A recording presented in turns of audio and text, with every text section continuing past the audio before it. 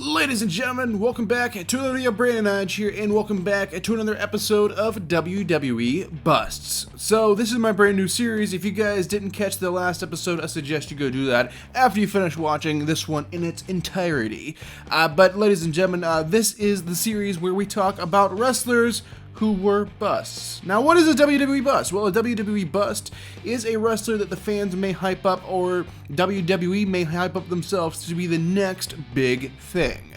But for whatever reason, it just doesn't happen. It just doesn't work out, and it's a flop. It's a bust. So that's what the series is. We talk about what happened, what went wrong, their past, and even their future and where they are today. So that's what this series is, and in this episode, we will be discussing Miss Eva Marie. So Eva Marie was a wrestler signed to the WWE from 2013 to 2017, and I do have to say, I was a very, very big fan of Eva Marie, so this is not me hating on her at all. This is just me kind of going through the facts and the history of Eva Marie's time with the WWE, because I am a huge fan of her even to this day. So Eva Marie, or her real name Natalie Marie Nelson, was born in Walnut Creek, California, which is in the Bay Area, San Francisco area of California. She was born September 19th, 1984. So like I said, she was born in the Bay Area, lived in the Bay Area her whole life, Concord, California to be exact.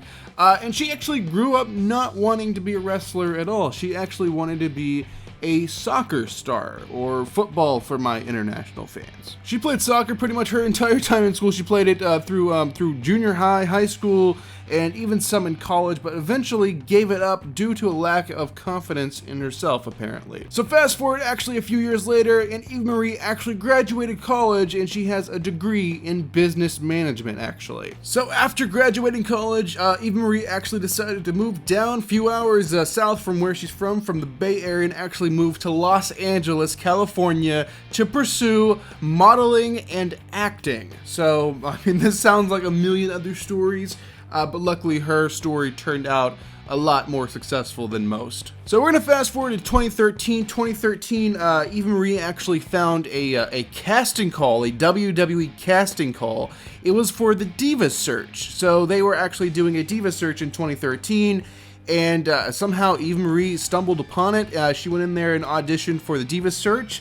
And she was actually signed in February of 2013. She was given a 4-month trial to see if she could actually do it, like taking bumps and all that, because that can be a very physical thing. Not a lot of people would expect from the professional wrestling business, but it's quite horrible, and I know from personal experience.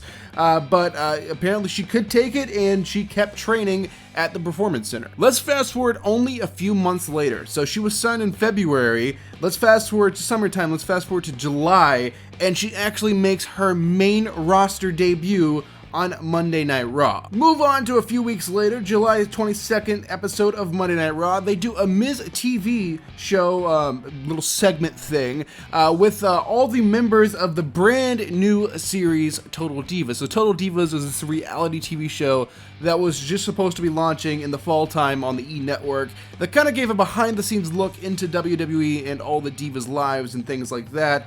And Eva Marie was one selected to be on it, and she was actually in the ring on Monday Night Raw, actually doing a segment, which is quite notable because this is the segment that grabbed most people's attention and put their eyes right on Eva Marie, because she slapped Jerry the King Lawler in this segment. October 7th episode of Monday Night Raw will be Eva Marie's actual first televised match. So her match will be a tag team match, which will actually be teaming up with JoJo and Natalya to take on the team of Alicia Fox, Oksana, and Tamina.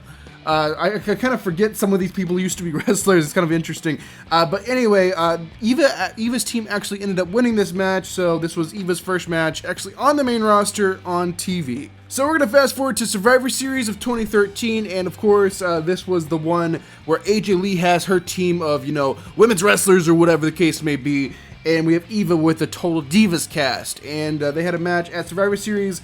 And actually, the Total Divas cast actually ended up winning this match, but that was Survivor Series of 2013. After this, Eva kind of took a hiatus, didn't really do anything, kind of disappeared, and at this whole time, fans are starting to talk. They're starting to talk about Eva Marie is a horrible wrestler. She cannot wrestle her way out of a paper bag, or whatever the case may be, whatever they may be saying, because, Eva was wrestling with only a few months of wrestling training, because she was signed in February of the same year, and at the same time she's in high-profile matches on one of the big 4 pay-per-views of WWE from never even having any professional wrestling experience prior. So she had no training whatsoever, pretty much. I mean, she had a few months worth. I mean, she learned the basics, but not really too much more. So fans are just dragging on her or whatever. She takes a 3-month hiatus. She ends up returning in February of 2014.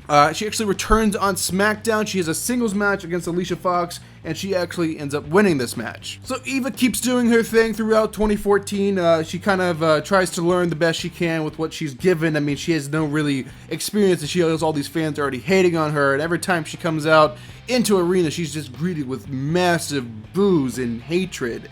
But basically, she keeps doing her thing. Summer of 2014, she had a few matches with AJ Lee, which is actually the Divas champion at the time, which is very interesting. She got beat twice by AJ Lee, but something interesting is she actually beat AJ Lee once in the final match, but there was a distraction by the challenger for the championship, Paige. Once again, Eva Marie kind of disappears, and everyone's like, where in the hell is Eva Marie? What has happened to Eva Marie? Fast forward to actually the fall time in November the 19th. Eva actually posts on her Instagram saying that she's actually injured and she will be back sometime soon. Which then the episode of Total Divas came out about this, about her injury, and it actually came out that somehow she had ruptured one of her breast implants. So Eva kind of goes missing for a while, and then on a show no one was really expecting her to show up on, it was NXT. Now, NXT I don't believe was really established too much as a show of its own, is when she got signed in 2013, so they're kind of transitioning, and they didn't really have the brand established at that point. So traditionally, you know, a wrestler would get signed to the WWE, go to NXT, stay there for a while, develop their craft, and then go to the main roster. But for Eva, she just got signed and put on right on the main roster with no wrestling experience whatsoever. Now, in this time that she's had this giant gap break, where she had to have the plastic surgery or whatever, she's actually been learning to wrestle for Mr. Brian Kendrick, which is a very, very good wrestler of his own, but also a very good wrestling teacher. So Eva's wrestling ability really improved in this time, and it really showed when she started having her own matches in NXT. So July 15th, 2015 was her first debut match in NXT. It was actually against Cassie, which is now known as women's wrestler currently in the WWE, Peyton Royce. So she stayed in NXT for a while, showed her thing, showed that she's improving, she's doing a good job, and she's really trying to learn the craft of professional wrestling in the time she's given, because normally, you know, other wrestlers who are in WWE have like years upon years of experience on the independent circuit of professional wrestling.